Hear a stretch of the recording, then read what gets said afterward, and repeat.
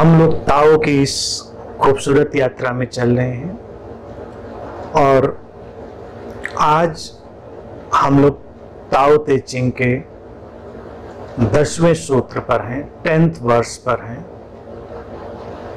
पहले उसे सुनेंगे, फिर उस पर हम लोग इत्मीनान से धीरे धीरे बात करेंगे।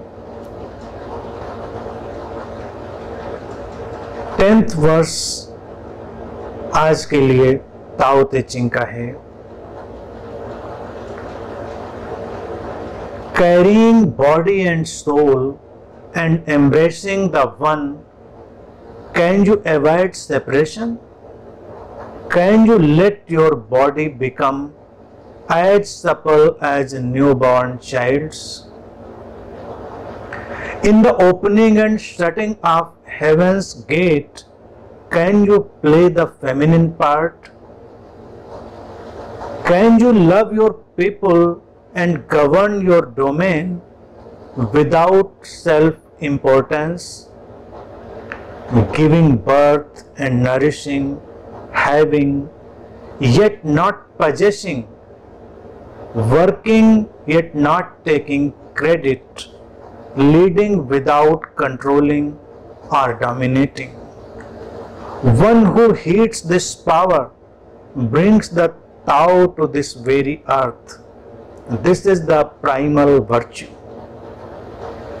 अर्थात लाओ त्से इस सूत्र में कहते हैं कि अपने शरीर और अपनी चेतना के साथ चलना, साथ साथ चलना और उस एक को, उस वननेस को स्वीकार कर लेना। लेकिन क्या ऐसा करते हुए तुम जो सेपरेशन है, जो अलगाव है शरीर, मन और चेतना का, उसको दूर कर सकते हो? क्या तुम अपने शरीर को इतना लचीला, इतना स्वीकार से भरा हुआ बना सकते हो जितना एक नवजात शिशु का होता है?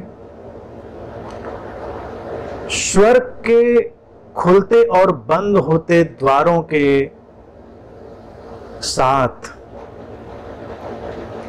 क्या तुम स्ट्रैंड भूमिका निभा सकते हो? क्या तुम अपने लोगों को प्रेम कर सकते हो, शासन कर सकते हो, व्यवस्था ला सकते हो बिना किसी महत्व की आकांक्षा के? जीवन देते हुए, पोषण देते हुए, व्यवस्थाओं को आगे बढ़ाते हुए, लेकिन उन पर अधिकार ना करते हुए, काम करते हुए लेकिन किसी भी काम का जो क्रेडिट है, किसी भी काम का जो आपको मिलने वाला मूल्य है, उसको स्वीकार ना करते हुए, नेतृत्व करते हुए, बिना किसी नियंत्रण के, बिना किसी अतिरिक्त शक्ति के, जो ऐसी शक्तियों को धारण करता है, उन पर ध्यान करता है, वो इस धरती पर ताओ को लाने का माध्यम बनता है। ये सबसे प्रमुख गुण हैं, आदिम, प्राचीन और प्रमुख गुण हैं। इस 10वें सूत्र में 10th वर्स में जो लाओ त्से हैं वो कुछ प्रश्न उछालते हैं और पहला ही प्रश्न बहुत महत्वपूर्ण है। वो कहते हैं कि ये शरीर और ये चेतना, उन्होंने माइंड इसमें यूज नहीं किया है, लेकिन उसको भी हमें साथ में रख लेना है। इनको साथ में लेकर चलना और फिर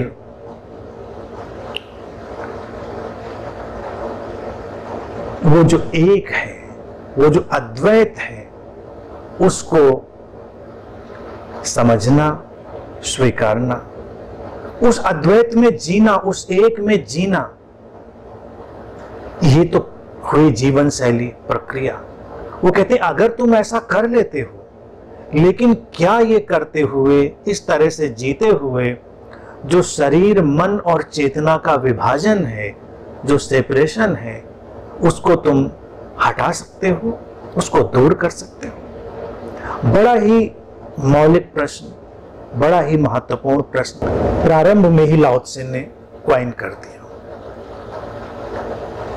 आमतौर से अद्वैत की अवधारणा में जीने वाले लोग भी इस मौलिक प्रश्न से भ्रमित हो जाते हैं और करीब करीब उसके द्वंद्व में उलझ जाते हैं। जैसे अधिकांशतः आध्यात्मिक लोग इतना ज्यादा सोल सेंटर्ड होने की कोशिश करते हैं, इतना ज्यादा कॉन्शियसनेस सेंटर्ड, चेतना में केंद्रीभूत होने की कोशिश करते हैं कि वो शरीर और मन का इनकार करने लगते हैं। और ये इनकार, ये जो सेपरेशन जिसको लाओ त्से प्रश्न की तरह हमारी तरफ फेंक रहे हैं, क्या उस सेपरेशन को अवॉइड कर सकते हैं? उस अलगाव को हम हटा सकते हैं? लेकिन ज्यादातर आध्यात्मिक परंपराओं और प्रक्रियाओं में जो इस अद्वैत की तरफ भी बढ़ रही हैं, उसमें हम इस मन से लड़ने लगते हैं, इस शरीर से लड़ने लगते हैं, और व्यक्ति को लगता है कि मैं शरीर नहीं हूं, मैं ये मन नहीं हूं, मैं वो चेतना हूं, मैं वो विशुद्ध चेतना हूं। तमाम धार्मिक परंपराएं इस मौलिक प्रश्न के साथ चलती हैं और फिर वो सेपरेशन को अवॉइड नहीं कर पाती। वो उस अलगाव को अवॉइड ना कर पाने के कारण एक विचित्र से द्वंद्व और अंतर्द्वंद का शिकार हो जाते। अगर तुम ऐसे लेकर चलते हो कि मैं ये शरीर नहीं हूं, तो शरीर क्या है? अगर तुम ये लेकर चलते हो कि मैं ये मन नहीं हूं, I am not this body, I am not this mind, तो फिर ये माइंड, ये मन, ये देह, ये शरीर, ये कहां से आ जाते हैं? क्यों आ जाते हैं? क्या इनका कोई अलग व्यवस्थापक या इनकी कोई अलग व्यवस्था या इनका कोई अलग स्रोत होना चाहिए? क्या ऐसा नहीं है कि ये केवल एक ही धारा है, उसके बदलते हुए रूप हैं? कभी कभी तो ये जो स्प्लिट है, ये जो सेपरेशन है, ये अलगाव है, इतना ज्यादा बढ़ जाता है कि मनुष्य मनोरोगों का शिकार हो जाता है, मन में अपनी अलग दुनिया बसा लेता है। अलगाव की बढ़ती हुई समस्या से ही पैदा होती हैं तमाम किस्म की मनोरोग की स्थितियां। इसीलिए देखिए, जब बच्चा पैदा होता है वो उस वननेस में है, उसको अभी अलगाव का बोध नहीं है, तो उसको किसी मनोरोग की संभावना भी नहीं है। शांत है, सहज है, प्रकृति के साथ एक लय में है। इसीलिए आगे वो एक शिशु की अवस्था की बात लेकर लाओ त्से आ रहे हैं।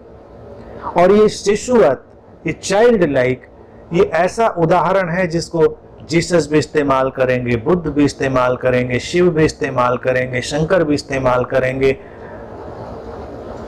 जितने भी आप सूत्र पढ़ते जाएंगे वहां पर ये शिशुवत अवस्था का एक जिक्र जरूर आएगा। क्या है उसमें ऐसा खास? क्योंकि जो बच्चा है वो अभी इस अलगाव को नहीं जानता। ये अलगाव आएगा, ये सेपरेशन आएगा उपयोगिता के लिए। इस संसार में जो फंक्शनैलिटी है, जो व्यावहारिकता है, उसमें इन सब का उपयोग होता है, तो उनको अलग अलग जानना भी जरूरी है। इसीलिए लाओ त्से ने पहले ही कहा, शरीर को कैरी करते हुए, उसको लेकर चलते हुए, और उस सोल यानी कि वो जो पदार्थ है और वो जो चैतन्य है, इन दोनों को क्या इस शरीर जो पदार्थगत है और जो चैतन्य इसके भीतर है, इन दोनों को हम अलग कर सकते हैं? क्या अलग करने का कोई उपाय है? अगर हम उसको ज्यादा अलग करने की कोशिश करेंगे तो स्किज़ोफ्रेनिक होने के सारे चांसेस है, सारी संभावनाएं विखंडित मानसिकता में प्रवेश कर जाने की। ये तो ऐसा ही है, शरीर, मन और चेतना का जो प्रकट होना है वो ऐसा है जैसे सागर से एक लहर उठती है, लहर के अलग अलग पड़ाव और लहर की अलग अलग अभिव्यक्तियां, उनको हम उस तरह से देख सकते हैं। जब सागर से एक लहर ने करवट लेना प्रारंभ किया तो वो अभी अपने सतह से, सागर से नजदीक थी, सोर्स के निकट थी, करीब करीब उसमें वो सोर्स का सारा भाव सागर का समाया था। तो वहां पर अगर देखेंगे, बिल्कुल उस संधि बिंदु पर जहां से उस लहर ने करवट लिया था, तो तुमको सागर दिखाई देगा, तुमको चेतना दिखाई देगी, तुमको चेतना का अनुभव होगा। लेकिन फिर जैसे ही वो थोड़ी उछाल लेगी, वो लहर ऊपर की तरफ आएगी, एक कर्व पैदा होगा, एक मोड़ पैदा होगा और लगेगा कि वो अलग हो गई सागर से। ये है हमारे शरीर का निर्माण, देह का निर्माण। और देह लाओ त्से ने माइंड इसलिए इस्तेमाल नहीं किया क्योंकि तब हजारों साल पहले जब ये बातें कही जा रही होंगी, तब लोग अपने शरीर मन से इतना ज्यादा लयबद्ध होंगे कि मन को अलग से कहने की जरूरत नहीं थी। कालांतर में हमने विकास किया, शरीर की जटिलताओं को जाना, उसकी इंट्रिकेसीज को जाना, और हमने उसके बीच में मन की प्रक्रिया को भी और सूक्ष्मता से देखा, जाना, विश्लेषण किया, उसको समझा। वही लहर जब बूंद बूंद होकर बिखर रही है, उसमें से उड़ता हुआ झाग तुम्हारी तरफ आ रहा है और फिर वो सागर में गिरने की तरफ है, विलीन होने की तरफ है। तो कुछ कुछ मन ऐसा ही है, झाग झाग होकर, बूंद बूंद होकर फिर से कहीं बीच में। तो वो जो मन है, माइंड है, वो करीब करीब बीच में एक सेतु की तरह, उस तरफ चेतना, इस तरफ देह, और कहीं फिर से देह और चेतना को जोड़ता हुआ, बूंद बूंद होता हुआ वो लहर का रूप मन। लेकिन अलग तो नहीं है, अलग तो नहीं, देखने का बस केवल ढंग है, उपयोगिता है, सौंदर्य है। तो इनको अगर हम ऐसे देख पाए तो अद्वैत का जीवन प्रारंभ होता है, अद्वैत की जीवन शैली प्रारंभ होती है। इसीलिए अगर किसी शिष्य को देखें तो वो अद्वैत की जीवन शैली में है, अद्वैत है उसके शरीर में भी, उसके मन में भी, और चेतना तो उसके अंदर से छलक ही रही होती है। और उस चेतना के छलकने का, उस सोर्स की जो स्रोत की निकटता है, उसका जो सौंदर्य है, वही उसके रोम रोम से प्रस्फुटित होता है। इसीलिए वो इतना सुंदर और आकर्षक होता है।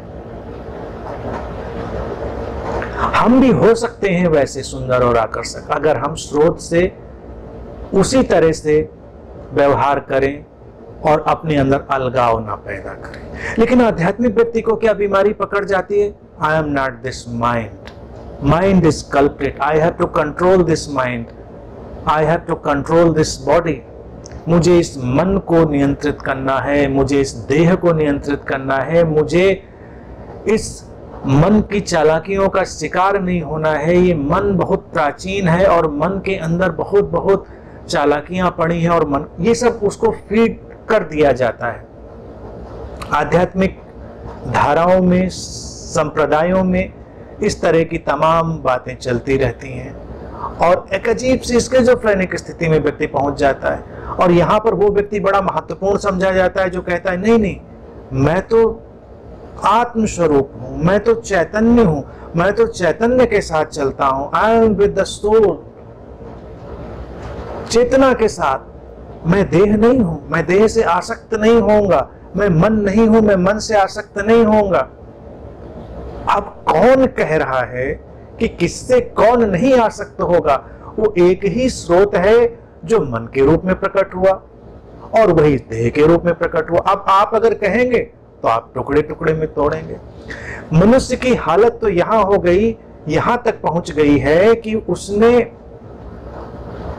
तोड़ने के, सेपरेशन के इतने आयोजन किए हैं कि पूरा जीवन खंड खंड हो गया है।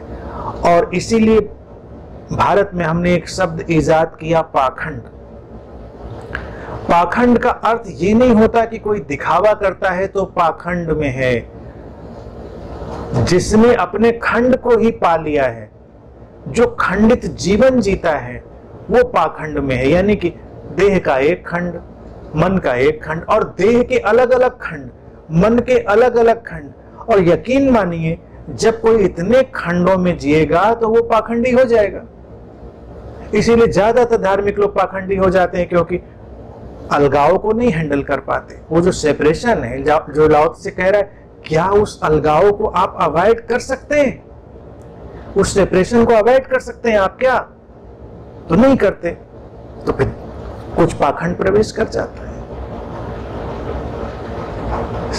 अगर शरीर की ही बात करें तो शरीर में पंजों से लेकर सिर तक अगर हम यात्रा करें तो उसमें विभाजन कर लिया हमने।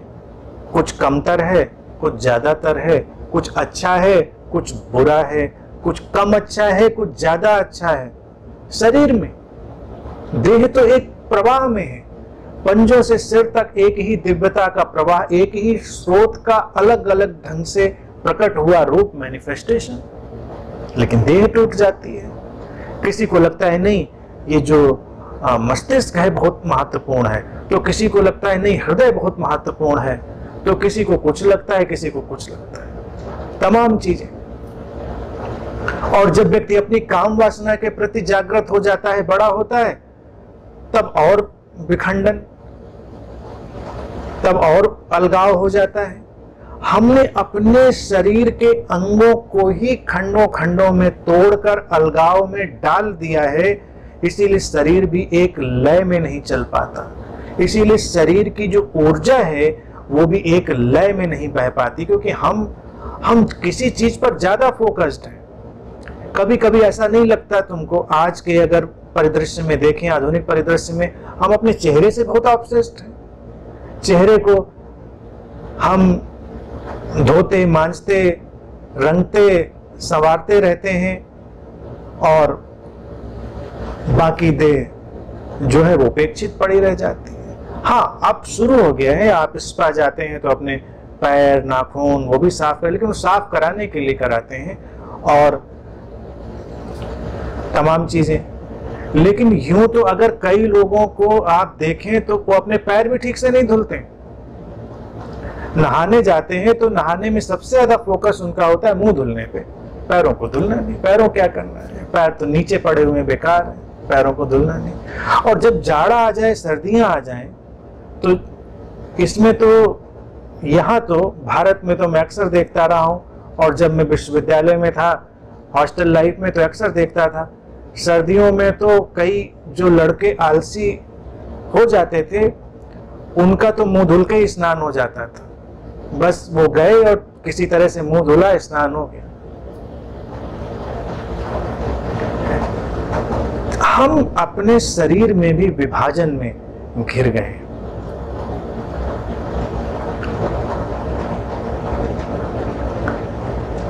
सुंदरता तो वो है जब किसी का हाथ भी तुम्हें दिखाई दे जाए, किसी की उंगली भी तुम्हें दिखाई दे जाए, और वो इतनी आकर्षक और इतनी सुंदर हो, उस उंगली में भी इतनी प्रशांति, ऊर्जा का इतना प्रवाह हो कि तुम्हें लगे कि ये कुछ दैवीय घटना है, तो समझे कि शरीर एक अखंडित प्रवाह में चल रहा है। लेकिन लोगों के हाथ, हाथों की भंगिमाएं और उनका सारा जो प्रेजेंटेशन है वो एक अलग किस्म की जड़ता का शिकार हो जाता है।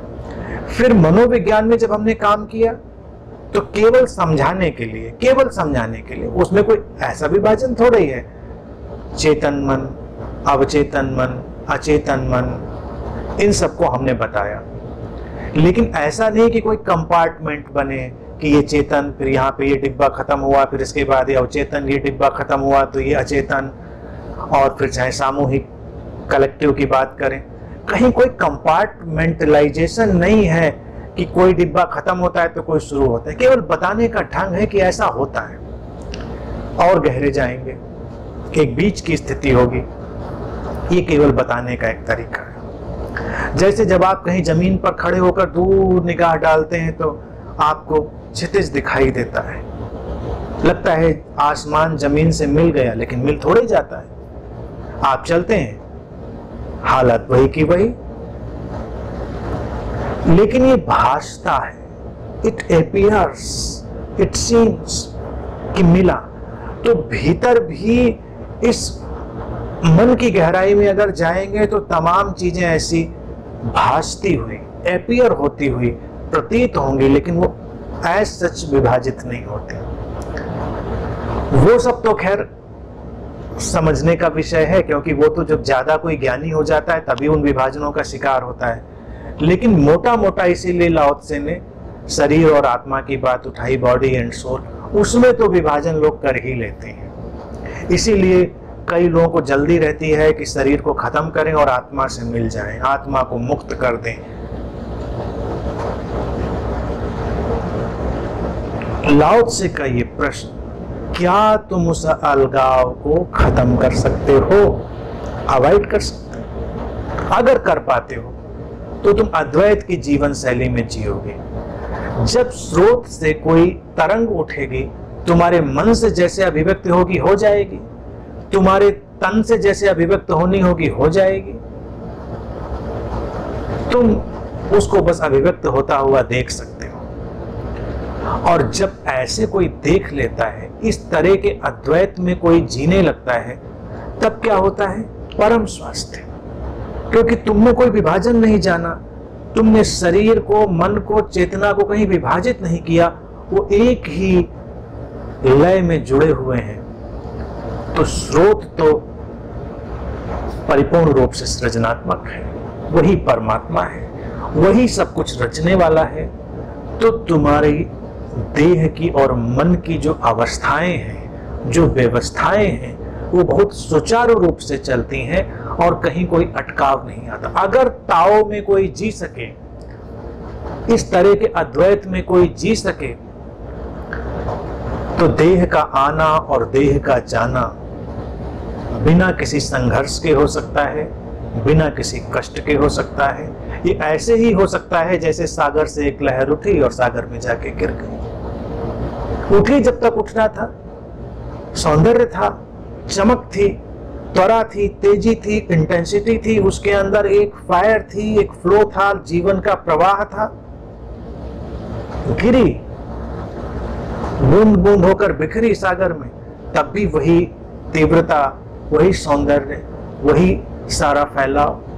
लेकिन हम चूंकि नहीं देखते, इसीलिए अवसान हमारे लिए कष्टप्रद हो जाते हैं, विदा हमारे लिए दुखद हो जाती है। ये सारी स्थितियां आती हैं। तो अद्वैत में अगर जीना है और ताओ को समझना है, तो सबसे पहला विभाजन यही खत्म करना है कि ये बोलना बंद कर दें, आई एम द सोल, मैं चेतना हूं। ये बोलने में कष्ट होगा, I am the mind, I am the body, और कष्ट होगा। अरे भाई बोलना ही क्यों, बोलना ही क्यों? सीधे सीधे इतना ही तो कह सकते हैं कि हैं, यस आई एम, मैं हूं। मैं क्या हूं? देह हूं, मन हूं, चेतना हूं, नहीं जानता, लेकिन मैं हूं। होना है, होना है एक समग्रता में। तो अद्वैत का और ताओ का जो प्रारंभिक सूत्र, उसको जीने का, उसकी जीवन शैली का I am, always remember I am, हमेशा स्मरण रखें मैं हूं। मैं क्या हूं, मैं क्या नहीं हूं, मैं क्या हो सकता हूं, मैं क्या नहीं हुआ, ये सब कुछ नहीं, मैं हूं। होना, बस केवल होना, समग्रता में, ना शरीर का विभाजन, ना मन का विभाजन, ना विचार का, ना भावना का, ना चेतना का। जो है सो है इस क्षण में, परिपूर्णता में, समग्रता में, टोटलिटी में। और जब आप ऐसे सीमलेस फ्लो में, अविभाजित प्रवाह में जीवन को देखते हैं, अद्वैत की जीवन शैली आती है, ताओ प्रकट होता है।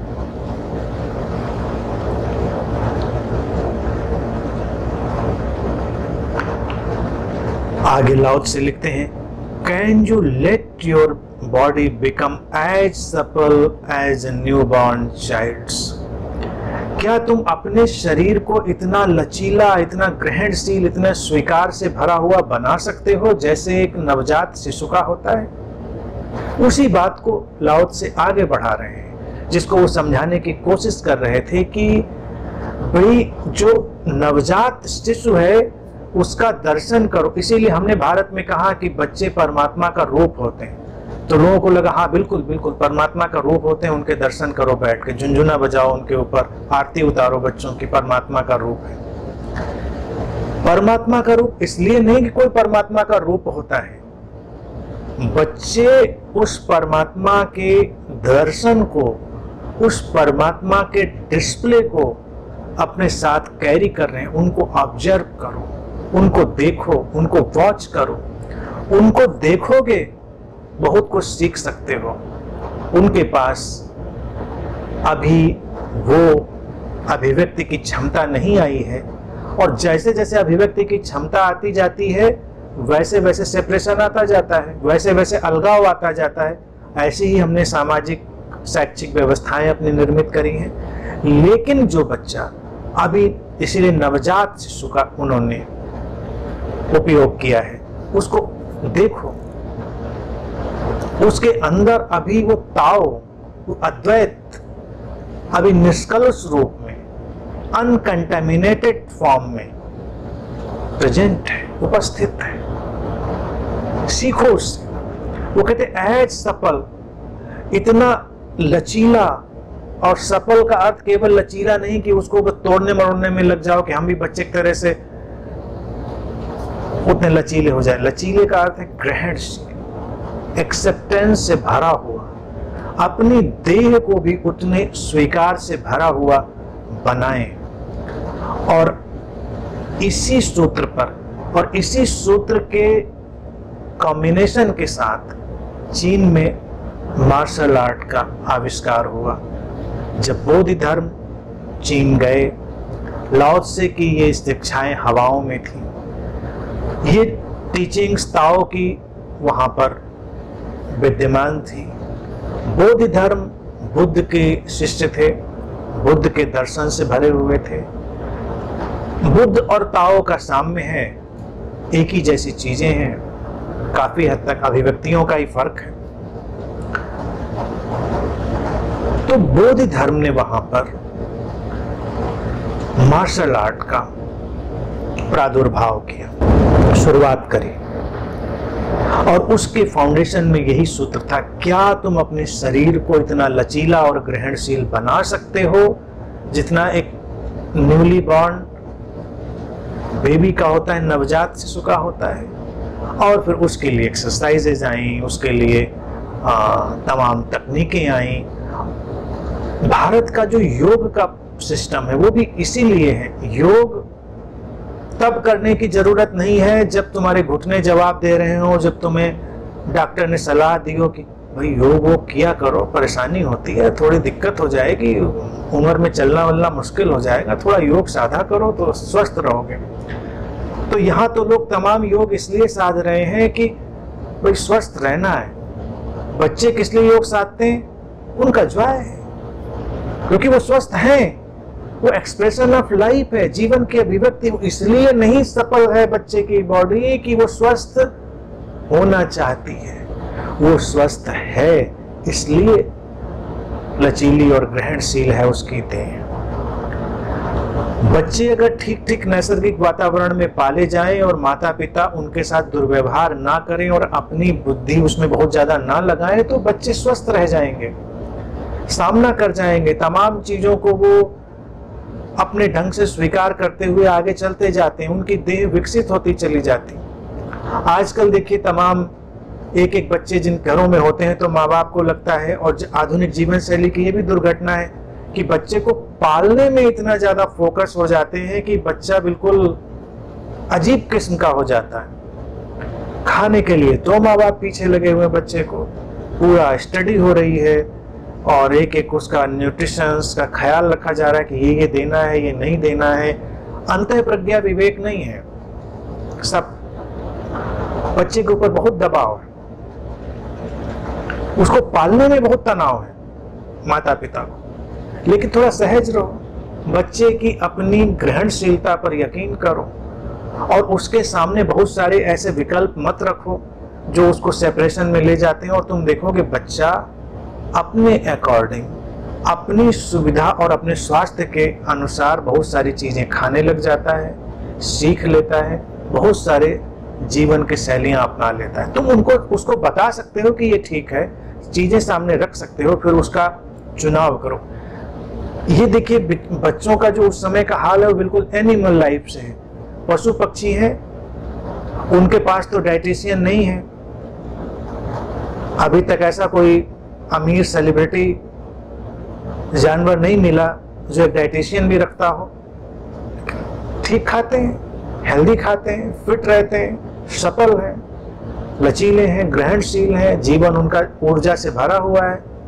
लेकिन हम डाइटिशियन रख के भी वैसे नहीं हो पाते और तमाम बीमारियों का, और बीमारी ही नहीं फिर और तमाम चीजें हैं जिनकी दुर्घटनाओं का शिकार हो जाते हैं। शरीर की अपनी एक अंतः प्रज्ञा है, उसकी एक विजडम है, उसकी बॉडी विजडम है। हमको उस शरीर की अंतः प्रज्ञा को जागृत करना है, उस बॉडी विजडम को एक्टिवेट करना है। बच्चे के अंदर वो है। पहले के वक्त में अगर ध्यान ले जाएं तो बहुत ज्यादा माता पिता बच्चे के पीछे नहीं पड़ते थे आज की तरह। बच्चे तब भी बड़े हो जाते थे, बच्चे तब भी शक्तिशाली हो जाते थे, बच्चे तब भी स्वस्थ हो जाते थे, क्योंकि उनका शरीर जानता है कि क्या चाहिए, उनके शरीर को पता है। और फिर शरीर की अपनी ही विशिष्टताएं हैं, शरीर की अपनी ही तमाम किस्म की विशेष चीजें हैं। कई बार वो जो नरिशमेंट तुमको नहीं जान पड़ रहा है कि नरिशमेंट है और शरीर को जरूरत है, तो शरीर उसको ट्रांसफॉर्म कर लेता, रूपांतरित कर लेता।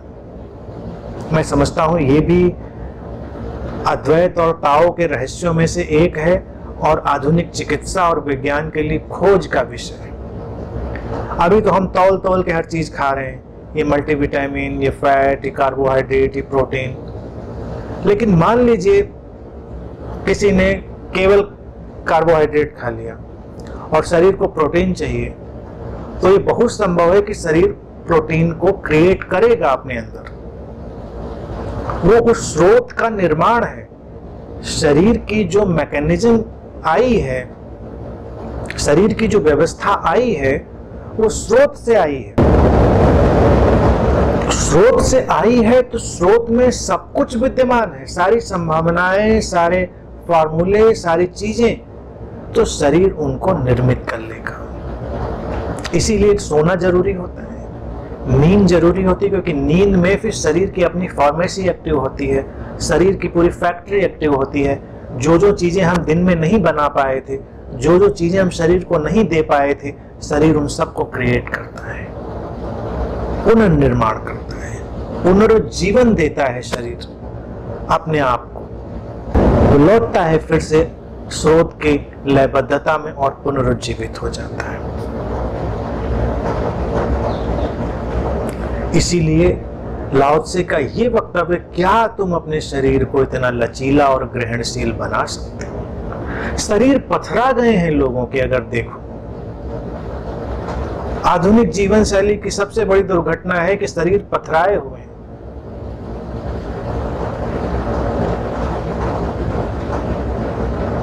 सर्कस कितनी भी कर लें, लेकिन देखकर तुमको कोई लचीला, नमनीय, नमनशील, ग्रहणशील नहीं मिलेगा, दिखाई नहीं देगा। किसी का हाथ हाथ में लो तो उसमें बहता हुआ जीवन कम मिलेगा। जीवन जैसे कहीं पीछे चला गया है, सरक गया है, खिसक गया है। शरीर की जड़ता ही शरीर की बीमारी का कारण है। बच्चे पैदा होकर बीमार ज्यादा इसलिए पड़ते हैं क्योंकि माता पिता की कंडीशनिंग, उनके संस्कार ही बीमारी वाले हैं। हम उसको निसर्ग से तमाम तरह से अनजाने ढंग से तोड़ देते हैं। वो जानवर भी जो हम पाल लेते हैं वो ज्यादा बीमार पड़ने लगते हैं, हमारी सोहबत का असर उनके ऊपर आ जाता है। होना उल्टा चाहिए, जब कोई आप पशु पालें तो उसकी सोहबत का असर हमारे ऊपर आए, हम पे नहीं आता। उसकी नैसर्गिकता, उसकी चंचलता, उसकी जो ग्रहणशीलता है निसर्ग से, उसका जो जोड़ वो हम पे नहीं आता। फिर हम उसको इंजेक्शन लगवाना शुरू करते हैं, उसको दवाइयां देना शुरू करते हैं। अब बताओ, हमारा कुत्ता बिना डॉक्टर के जी नहीं पाता, जंगल के कुत्ते किस डॉक्टर को दिखाने जाते हैं? और देखने जाओ तो हमारे वाले कुत्ते से ज्यादा स्वस्थ लगते हैं। क्या दौड़ लगाते हैं, क्या उनके अंदर चपलता होती है। इवन जो स्ट्रीट डॉग्स हैं उनको देख लो, उनकी चपलता, उनके चौकन्नापन क्या जबरदस्त है। पूंछ उठाकर घूमते रहते हैं, इतने चपल, अलर्ट, खाने को मिलता नहीं मिलता कोई भरोसा नहीं। हमारे कुत्ते को सब पता है, सुबह नाश्ते में क्या मिलेगा, लंच में क्या मिलेगा, डिनर में क्या मिलेगा, जब डिमांड करेगा तो क्या मिलेगा।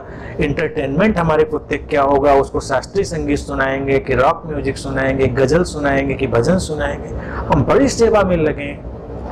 और सड़क वाले कुत्ते हार्न सुन के बड़े हो जाते हैं, गालियां खा के बड़े हो जाते हैं, डंडे खा के बड़े हो जाते हैं, जिधर जाओ लोग भगाने में आतुर हैं। लेकिन उनकी आंखें देखिए और उनके बॉडी लैंग्वेज देखिए। मैंने कभी कोई स्ट्रीट डॉग मुरझाया हुआ, दबा ढका नहीं देखा, या गुमसुम भी नहीं देखा, उदास भी नहीं देखा उनका। और जंगल वालों का तो कहना ही क्या। हमारा वाला कुत्ता बेचारा हमारे जैसा हो जाता है। अक्सर तुम डॉग्स को देखो अपने मालिक जैसे हो जाते हैं। मतलब हैरान करने वाली बात नहीं, कभी कभी तो मुझे शक्लें भी वैसी ही लगने लगती हैं, यानी मालिक की भी और उसकी भी। खैर, बच्चा भी वैसा हो सकता है हमारा, लेकिन हम उसको कहां वैसा नैसर्गिक रहने देते हैं। सफल केवल लचीलापन में, यानी योग करके आप सारी चीजें साधिए वो नहीं, सीखिए उसके अंदर गुणवत्ता क्या है।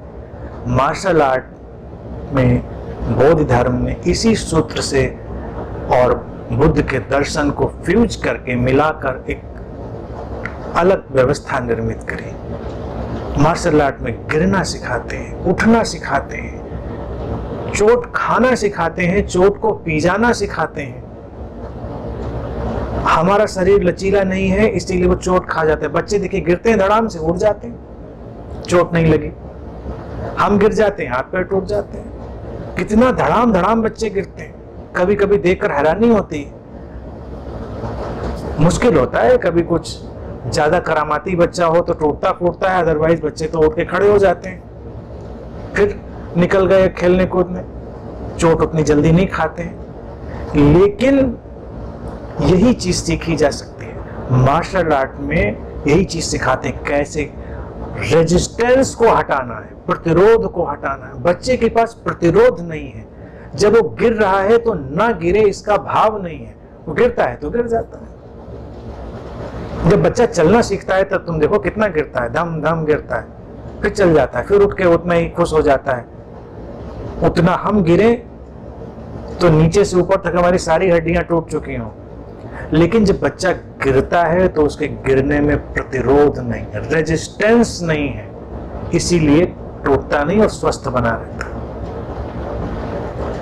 बौद्ध धर्म ने यही सिखाया कि जब तुम्हारे ऊपर कोई आक्रमण करे, धक्का दे, तो ऐसे गिर जाओ कि गिरना पत्ते की तरह हो, प्रतिरोध ना हो, और फिर उठ खड़े हो। कोई तुम्हारे ऊपर आक्रमण करे तो उसके आक्रमण को अपने अंदर ऐसे आत्मसात कर लो कि जैसे आक्रमण हुआ ही नहीं। तो ये तुम्हारा शरीर जो है सफल हो जाएगा, ये लचीला ग्रहणशील हो जाएगा। यहां तक कि इसको अगर तुम कुछ और आगे ले जाओ तो तुम बीमार पड़ो तो बीमार पड़ जाओ, प्रतिरोध मत करो, रेजिस्ट मत करो। अब तुम कहोगे क्या दवाई ना लें? नहीं नहीं, प्रतिरोध न करने का मतलब ये नहीं कि दवा नहीं लेनी है, चिकित्सा नहीं करनी। दवा लो, चिकित्सा करो, सब करो। प्रतिरोध लाता है भय। भयभीत मत हो, आई है बीमारी, देखो, उपाय करो, जाएगी। भय से तुम सिकुड़ जाते हो, भय से तुम्हारे अंदर प्रतिरोध खड़ा हो जाता है और फिर बीमारी तुम्हारे ऊपर छा जाती है। छोटी छोटी बीमारी, छोटा बैक्टीरिया, छोटा वायरस भी तुम्हारे इस रहस्यमय अलौकिक सारे संयंत्र को, इस शरीर के सिस्टम को तहस नहस कर देता है। क्यों? क्योंकि प्रतिरोध, रेजिस्टेंस। ग्रहणशीलता चमत्कारिक है, रिजुविनेटिंग है, लचीलापन है ग्रहणशीलता। बीमारी आई, आने तो डरो मत, क्या है, कोई बात नहीं। लोगों के कैंसर ठीक हो जाते हैं, ट्यूमर्स ठीक हो जाते हैं, ऐसी ऐसी बीमारियां ठीक हो जाती है और उनको लगता है मिरेकुलस हीलिंग हुई, कोई चमत्कार हुआ ईश्वर का। वो लोग शायद कभी कभी उस सोर्स की जोन में पहुंच जाते हैं, उस स्रोत की अवस्था में, जब वो प्रतिरोध नहीं करते। जो है सो है, जाना है शरीर को तो जाए, रहना है तो रहे। अब ये सोचना, यही तो तुमको भयभीत कर देता है। तुम कहते हो नहीं, ऐसे कैसे, और वहीं पर रेजिस्टेंस खड़ा हो जाता है, वहीं जो शरीर का लचीलापन है वो चला जाता है। बच्चे को अगर देखो, जो शिशु की बात लाओ त्से ने उठाई, उसको क्या पता है कि हमको जाना चाहिए कि नहीं जाना चाहिए? क्या उसको पता है कि उसको दूध मिलना चाहिए कि नहीं मिलना चाहिए? नहीं मिलेगा तो क्या क्या उसके अंदर वीकनेस आ जाएंगी, क्या क्या डेफिशिएंसी हो जाएगी, कैल्शियम कम हो जाएगा? क्या कभी किसी बच्चे ने ऐसी डिमांड करी कि मम्मी दूध पिलाई, मेरे अंदर कैल्शियम की डेफिशिएंसी हो जाएगी, हड्डियां मेरी मजबूत नहीं होंगी, ग्रोथ रुक जाएगी? ऐसा किसी बच्चे ने डिमांड तो नहीं करी। उसके अंदर एक नैसर्गिक भावदशा है और माँ को नैसर्गिक रूप से अस्तित्व ने दूध दिया हुआ है, वो आ जाता है। निसर्ग ने एक अपना इंतजाम व्यवस्था बिठा ली हुई है, बच्चे के अंदर नैसर्गिक आकर्षण है और उसकी व्यवस्था बनी हुई है, काम चल रहा है। लेकिन वो इसलिए नहीं, और कभी कभी तो तुम देखोगे अगर बच्चे को, हमने तो किसी बच्चे को स्तनपान करते हुए देखा भी नहीं और दिखाया भी नहीं, हमने उसको भी शर्म के पर्दों में ढक के रख दिया, और यहाँ तक कि माओ ने खुद नहीं देखा, स्त्रियों ने नहीं देखा। कभी देखें उस जादुई क्षण को, उस मिरेकुलस मोमेंट को कभी देखें अगर आप सौभाग्यशाली हो। बच्चा दूध इसलिए नहीं पीता कि उसको ताकत लानी है, वो एक जॉय है, एक अद्वैत का क्षण है, उस शिशु और उसके माँ का एक ऐसा मिलन है। तो जब बच्चा उस दूध को आत्मसात करता है, अपने शरीर में ग्रहण करता है, तो उसका चेहरा, उसकी आंखें, उसके बॉडी लैंग्वेज, और अगर माँ सहज है, ध्यानपूर्ण है, प्रेमपूर्ण है, तो उसकी बॉडी लैंग्वेज सब जैसे सहजता बह रही हो, सहजता की खिलावट। ये जॉय है, जॉय ऑफ बीइंग है, एक्सप्रेशन ऑफ लाइफ है, जीवन का अभिव्यक्त होने का ढंग है, जो उसके पोषण के रूप में उस तक जा रहा है। बच्चा कभी भी दूध इसलिए नहीं पीता कि उसको पीकर ताकत लानी है या उसको जीना है। उसको पता ही नहीं कि जीना क्या होता है, मरना क्या होता है। कौन जीना जानता है, कौन मरना जानता है, कौन कमबख्त या जीने के लिए आया है? बच्चा कभी नहीं सोचता है। बच्चा जो शिशु है वो जीवन के उत्साह में, तो उसकी बॉडी लैंग्वेज उस समय देखो, अद्भुत है। वो है लचीलापन, वो है ग्रहणशीलता। और जब ऐसे ही आप अपने भोजन की तरफ भी अग्रसर होते हैं, बढ़ते हैं शिशुवत, तो वही भोजन फिर आपके लिए उसी माँ के पहले दूध जैसा हो जाता है। लेकिन अभी तो हमारे लिए भोजन भी आतंक पैदा करने वाला हो गया है, आतंक पैदा करने वाला। सुबह से शाम तक breakfast, lunch, dinner, vitamin, mineral, protein, और अब तो एक इम्यूनिटी का झंझट और लग गया साथ में कि इम्यूनिटी किस किस खाने से बढ़ेगी भाई। हल्दी खाने से बढ़ेगी, आंवला खाने से बढ़ेगी, इससे बढ़ेगी, उससे बढ़ेगी, तुलसी से बढ़ेगी, तो इम्यूनिटी एक और बवाल।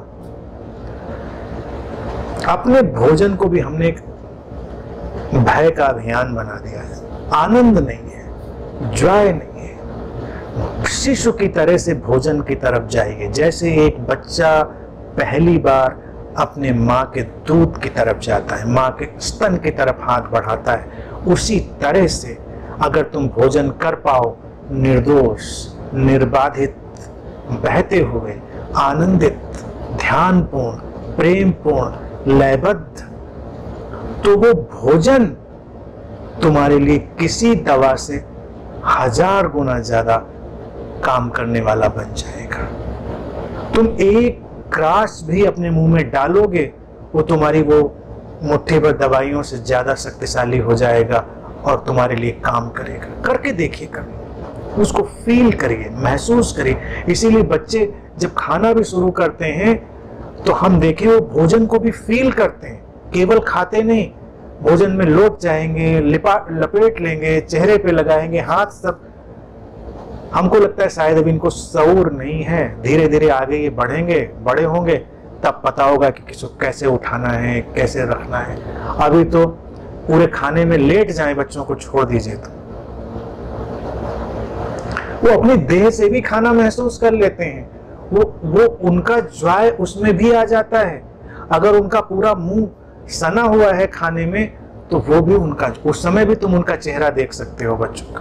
तो ये बच्चों की सफलनेस, इसको क्या हम अपने जीवन में ला सकते हैं? लाओ से प्रश्न पूछता है, वो ये नहीं कह रहा ले आओ, वो कहता क्या ला सकते हैं? ला सकते हैं तो जीवन चमत्कारिक हो जाएगा, दवाओं पर निर्भरता कम हो जाएगी, वो भोजन ही तुमको प्राण देने वाला हो जाएगा। आगे लाओ से कहते हैं, in the opening and shutting of heaven's gate can you play the feminine part?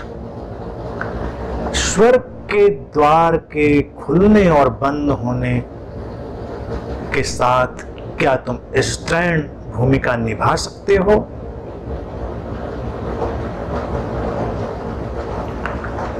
क्या है स्वर्ग के द्वार? ये एक मेटामॉर्फिक एक्सप्रेशन है। इसको बहुत ढंग से कहा जा सकता है, बहुत तलों पे समझा जा सकता है। ये द्वार की बात केवल उन्होंने कह दी और उसमें कह दिया कि फेमिनिन पार्ट, स्ट्रैंड, ढंग। अब फेमिनिन मिस्ट्री तो पहले बता चुके हैं पहले सूत्रों में। फेमिनिन मिस्ट्री क्या है, स्त्रैण रूप क्या है, उसको हम फिर से समझ लेंगे। चूंकि वो पहले बता चुके हैं इसीलिए उसको बस यहाँ पर केवल फेमिनिन पार्ट कह दिया। स्वर्ग के द्वार खुलने और बंद होने के एक तो जीवन के मानसिक ढंग हो सकते हैं कि कब हम अपने जीवन में स्वर्ग लाते हैं और कब उससे हम दूर हो जाते हैं। यानी कि प्रसन्नता और अप्रसन्नता के बीच, सुख और दुख के बीच, उतार और चढ़ाव के बीच, ऊंचाई और नीचाई के बीच, अंधेरे और उजाले के बीच, स्वर्ग का द्वार, जहां कहीं भी कोई बदलाव घटता है वहां पर स्वर्ग का द्वार, हेवेंस गेट पैदा होता है। वो बदलाव, वो ट्रांजिशन जहां कहीं भी हो रहा होगा वहीं पर वो स्वर्ग का द्वार होगा। इसीलिए भारत में हमने संध्या वंदन, संध्या पूजन का प्राविधान किया। संध्या का तात्पर्य मिलन, जब दो वक्त मिल रहे हैं। अभी रात गई, सुबह आई, एक संध्या, शाम हो रही, एक संध्या। संध्या मिलन का बिंदु है, दो वक्त, ट्रांजिशन। लेकिन ये केवल वक्तों का तकाजा नहीं है। कुछ भी जब किसी ट्रांजिशन में जा रहा है तो वहां पर एक द्वार खुलता है, स्वर्ग, तुम्हारी संभावनाओं का द्वार खुलता है। भारत में बहुत ही कुशलता के साथ उसको चुना गया, क्योंकि जो बदलाव है वो समय का बदलाव और परिस्थितियों का बदलाव तो आसानी से देख लेते हैं। तो भारत में उन्होंने कहा कि भाई इस समय पूजन करो, ध्यान करो, वंदन करो, थोड़ा शांत हो, तटस्थ हो, अपने अंदर जाओ, उतरो और फिर तुम वो तमाम चीजें देख पाओगे, जीवन के रहस्य के साथ लयबद्ध हो पाओगे। तो वो एक बड़ा कीमती। फिर इसी स्वर्ग के द्वार को हम अपनी सांस के साथ भी जोड़कर देख सकते हैं। सांस का आना और सांस का जाना, आने और जाने के बीच जो एक गैप है उसमें भी खुलता है ये स्वर्ग का द्वार। प्रेम का क्षण, उसमें भी खुलता है स्वर्ग का द्वार। जहां कहीं तुम इस आने जाने को, इस ट्रांजिशन को, इस संक्रमण को देख पाओगे वहां तुम इस स्वर्ग के द्वार को खुलता हुआ और बंद होता हुआ देख पाओ। ये द्वार खुलता और बंद होता रहता है। बहुत खूबसूरत ढंग से लाओ त्से ने इसको उपयोग किया है कि खुलते और बंद होते द्वार के साथ, यानी कि ऐसा नहीं कि वो खुला तो खुला ही रह गया, खुलेगा बंद हो जाएगा। तुमने नहीं ध्यान दिया, तुम चूक जाओगे। इसीलिए जीवन के जो कीमती क्षण होते हैं वो ऐसा नहीं हमेशा उपलब्ध रहते हैं। कभी होते हैं तुम चौकन्ने हो, चौकस हो, जागरूक हो, तुम देख लेते हो। स्वर्ग का द्वार खुला, तुमने उसकी झलक पा ली तो बस पा ली, नहीं तो द्वार फिर बंद हो गया। भारत में हमने इसीलिए मंदिरों के कपाट खोलने और बंद करने की प्रक्रिया अपनाई, इसी दर्शन को ध्यान में रखते हुए। लेकिन ये नहीं कपाट खोलने और बंद होने में कुछ होने जाने वाला है, सिंबॉलिक है। जीवन के भी कपाट खुलते हैं और बंद होते हैं, स्वर्ग के, मंदिर के। आप देखें, पहचाने, क्षण अपने आप में जागृत होता है। जब जागृत हो तभी उसको पकड़ ले, नहीं तो फिर वो जाएगा, वो बीत जाएगा। यहां कुछ भी ठहरता नहीं। परिवर्तनशीलता के नृत्य में अपरिवर्तनशीलता के आयाम में प्रवेश कर जाने की ओर ये इशारा है। सब परिवर्तित हो रहा है। आप थोड़ा ठहरे, अगर ठहरेंगे तो उस अपरिवर्तनशील को जान लेंगे। अब ये स्त्रैण रूप क्यों का, feminine part, can you play the feminine part? क्योंकि फेमिनिन पार्ट यानी स्त्रैणता, स्त्रैण रहस्य, फेमिनिन मिस्ट्री, लाओ त्से उसको कहते हैं वो ग्रहणशीलता है, अनाक्रामकता है, नॉन वायलेंट, प्रतीक्षा की अपरिसीम भावदशा है, वेकफुलनेस है, वो है फेमिनिन पार्ट। सुबह हो थोड़ा ग्रहणशील हो, संवेदनशील हो, खुले, आक्रमण करने की तरफ ना बढ़े। सुबह को अगर आप देखने की कोशिश में लग जाएं तो आक्रामक हो जाएंगे। जैसे कई लोग सुबह का उगता सूरज देखने जाते हैं, कोई शाम का डूबता सूरज देखने जाते हैं, इतना ज्यादा देखने की कोशिश करते हैं कि आक्रामक हो जाते हैं। देख ही लेना है, उसके सौंदर्य को उतार ही लेना है अपने अंदर। और अब तो कैमरा, मोबाइल कि सूरज के साथ 2-4 सेल्फी भी मार लेनी है, वो भी कर लेना है। मतलब कुछ ना कुछ ऐसा कर लेना है कि हमको समेट लेना है। ये हुआ आक्रामक ढंग, ये स्टैंड ढंग नहीं हुआ, ये फेमिनिन ढंग नहीं हुआ। फेमिनिन ढंग है जब सूरज उग रहा है, सूरज ढल रहा है, तो तुम बस उसके साथ लयबद्ध होते हो, उसके बदलते रंगों के साथ, उसके शेड्स के साथ तुम भी अपने को बदलने देते हो, ढलने देते हो, और धीरे धीरे वो स्वर्ग का द्वार तुम्हारे लिए खुलता है और रहस्य तुम्हारे ऊपर उतरता है। स्त्री की शारीरिक संरचना भी अस्तित्व ने इसीलिए ऐसी करी, इसीलिए स्त्रैण जो फेमिनिन पार्ट है लाओ त्से इसमें उपयोग कर पाते हैं। स्त्री के पास ये ग्रहणशीलता, ये क्षमता मानसिक रूप से भी अस्तित्व ने दी और शारीरिक रूप से भी। काम वासना हो तो पुरुष के आक्रामक होने के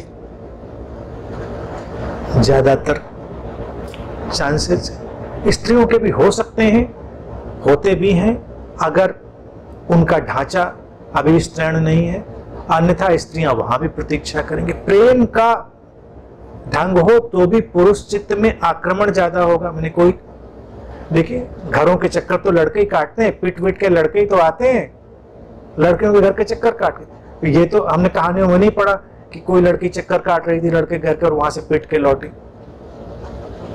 वो तो अपने घर में बैठी थी अपने झरोखे में, और ये साहब चक्कर काट रहे थे। इंतजार है, वेट है। एक छोटी सी बात है, मतलब वो जो ढांचा है मोटे मोटे तौर से भी फिजिकल डोमेन में भी अस्तित्व ने स्त्रियों को वैसा ही दिया है जहां पर वो ग्रहणशील बैठी इंतजार में। और यहां तक एक अभी बायोलॉजिकल रिसर्च में पढ़ रहा था, वो तुमको जानकर हैरानी होगी। जब फर्टिलाइजेशन होना यानी कि स्त्री और पुरुष का मिलन हो और पुरुष का स्पर्म स्त्री के शरीर में जाए, तो कहते हैं वो करोड़ों की संख्या में जो स्पर्म है, शुक्राणु है, वो दौड़ लगाते हैं। उनके भीतर एक कंपटीशन है, एक आक्रमण है कि जाना है, जीतना है, और उसमें से कोई एक जीतता है जो उस स्त्री के एक तक पहुंचता है और फर्टिलाइजेशन, वो जीवन की शुरुआत की घटना घटती है। तो उसमें भी कई मनोवैज्ञानिक पहले समझते थे शायद पुरुष को दौड़ की क्षमता यहीं से मिली है, दौड़ने की, कि दौड़ो भाई, कितना दौड़ सकते हो, आगे निकलने के लिए धक्का देना है। कई मनोवैज्ञानिकों को लगता था कि जो फंडामेंटल ये जो रैट रेस है वो स्पर्म की रैट रेस से आई है। लेकिन आधुनिक आज की खोजें बताती हैं कि ये सब नहीं है बात। स्त्री के एग में जो फर्टिलाइजेशन के लिए जो केमिकल और जो प्रोटीन एक्टिव होता है वो अपने अकॉर्डिंग, अपने ढंग से उस स्पर्म को अट्रैक्ट करता है जो उस तक पहुंचना है। यानी कि दौड़ का कोई मसला नहीं है, कौन दौड़ा कौन जीता ये नहीं, वो आकर्षण का सिग्नल, वो केमिकल रिलीज वो पहले से ही उसको दे दी गई है और उधर से प्रतीक्षा हो रही है। तो जिसको वो सिग्नल मिला है, जो उस अलाइनमेंट में वो पहुंचता है, यानी कि दैट इज ऑलरेडी डिजाइन्ड। तो उस अर्थ में वहां पर कोई युद्ध नहीं हुआ, एक अर्थ में युद्ध हुआ। तो स्त्री का ढांचा, स्त्रैण रूप यह है कि प्रतीक्षा करो।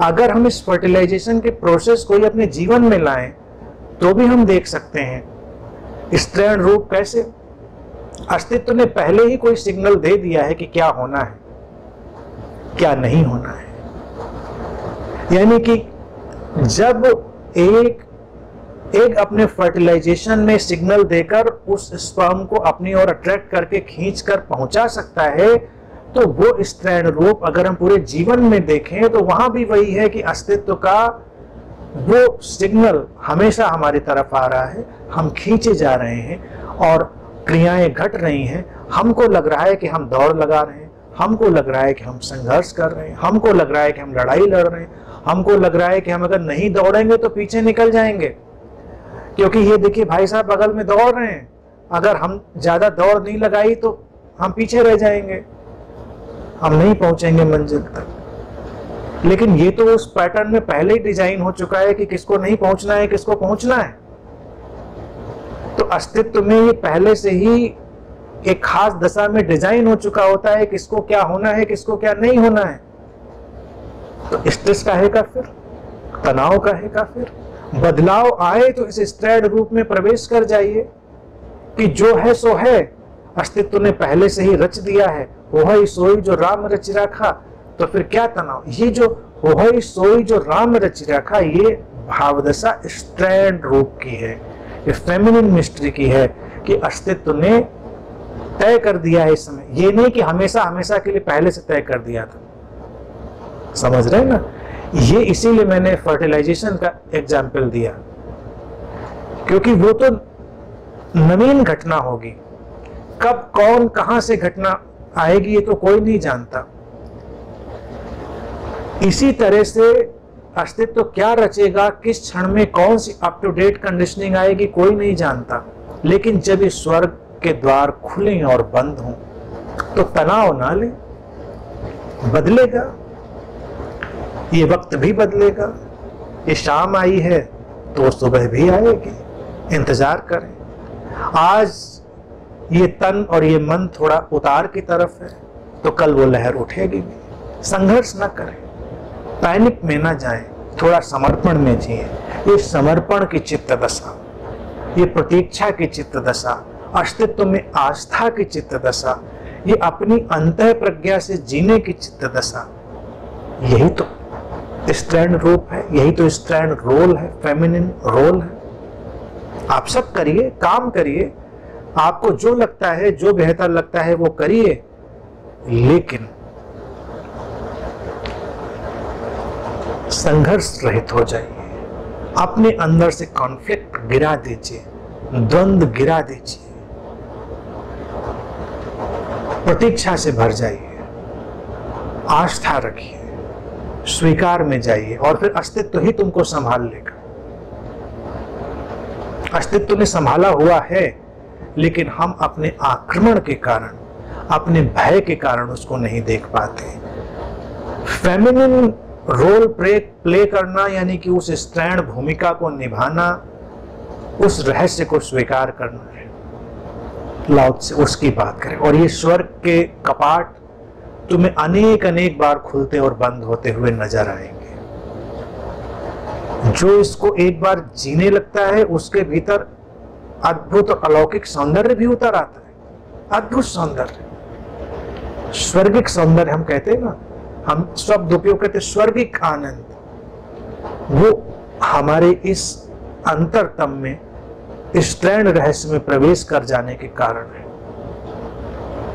ऐसा नहीं कहीं कोई स्वर्ग है, कहीं कोई जन्नत है जहां पर परियां हो रहे तुम्हारा इंतजार कर रही हैं, वो वाले कपाट नहीं खुलते, लेकिन हमारे लिए हर क्षण वो संभावना है।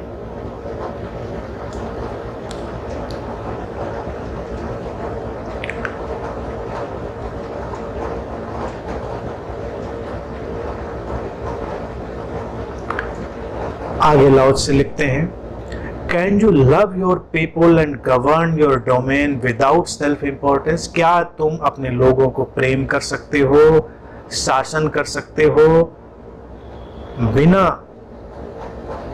अपनी महत्व की आकांक्षा जताए हुए? यह है राम राज्य। आज ये राम की चर्चा इतनी है, राममय लोग हो चुके हैं।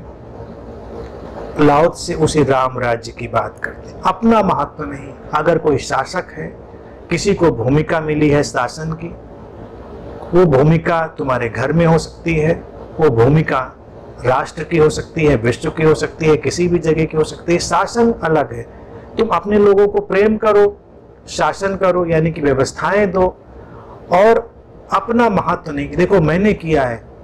अगर तुम माता पिता हो तो तुम्हें उत्तरदायित्व मिला है अपने लोगों से प्रेम करने का, उनको व्यवस्था देने का। गवर्न मतलब शासन का मतलब व्यवस्था देना। तो माता पिता के नाते तुम रोज रोज ये अपने अंदर भाव मत डालो कि देखो मैंने क्या किया, अपनी इंपॉर्टेंस जताओ। और अगर तुम किसी संस्थान के, किसी राष्ट्र के उस शासक के रूप में जाते हो, तब भी अपने लोगों को प्रेम करो और अपने को पीछे हटा लो। देखो मैंने क्या किया है, इसमें मत जाओ। वो है राम राज्य। और आगे कहते हैं, giving birth and nourishing, having yet not possessing. सब कुछ को पोषण देना, नरिशमेंट देना और चीजों को अपने पास रखना भी, लेकिन उन पर पजेशन ना करना, उन पे जो अपना एक आधिपत्य है उसको ना जमा लेना। ये एक शासक का और मनुष्य का भी ढंग है। Working it not taking credit, काम करना लेकिन उसका श्रेय नहीं लेना। Leading without controlling and dominating, नेतृत्व करना बिना लोगों को कंट्रोल किए, डोमिनेट किए, बिना दबाव डाले, बिना तो वहां से यहां तक जितनी बातें लाओ से कह रहे वो सब राम राज्य की बातें।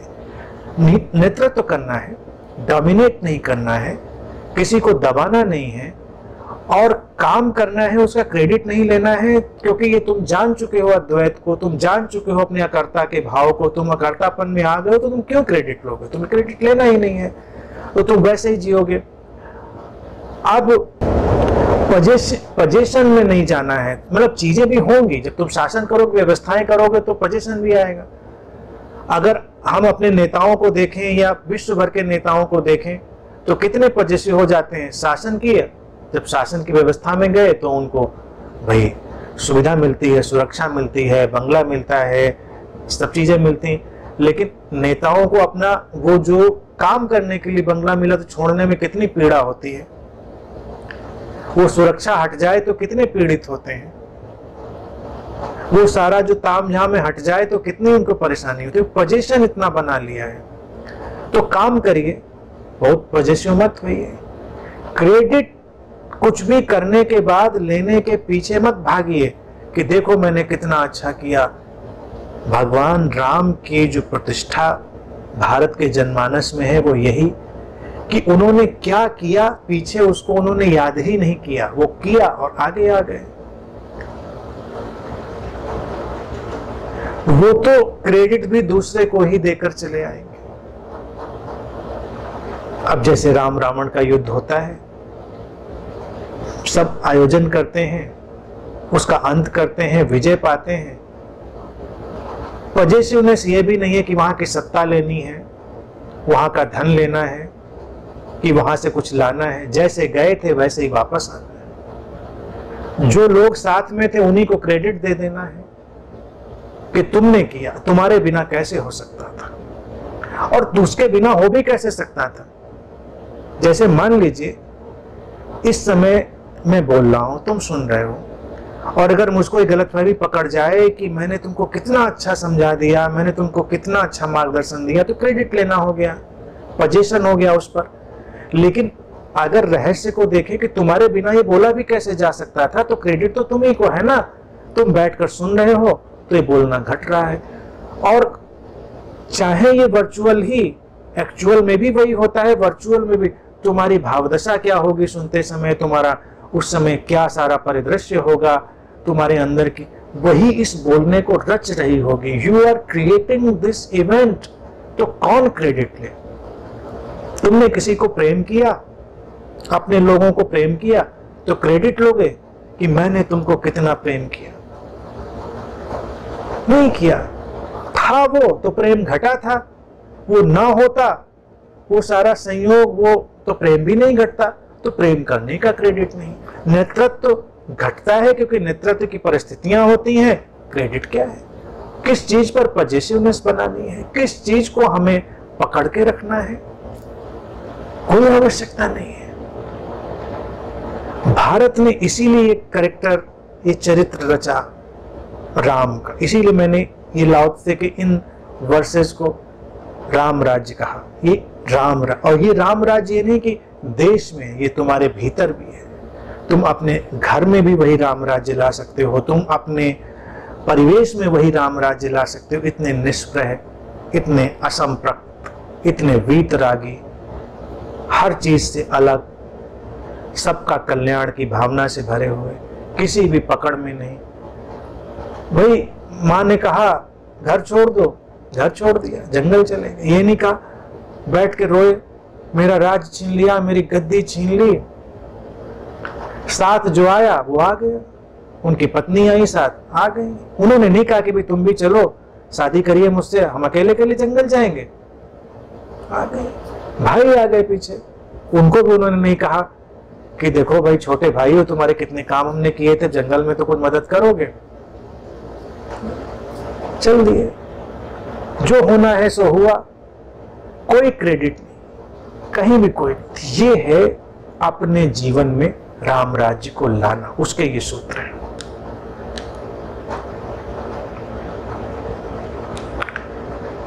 और अंत में लाओ त्से कहते हैं कि one who heeds this power brings the Tao to this very earth. This is the primal virtue. जो उन सारी शक्तियों को जिनका वर्णन ऊपर लाओ त्से कर चुके हैं, उनको ग्रहण करता है, धारण करता है, उन पर ध्यान देता है, वो इस धरती पर ताओ को लाने का माध्यम बनता है। This is the primal virtue. ये सबसे प्रमुख गुण है। लाओ त्से ने यहां पर कह दिया कि this is the primal virtue. उसने सारी बातों को केवल एक गुण में डाला।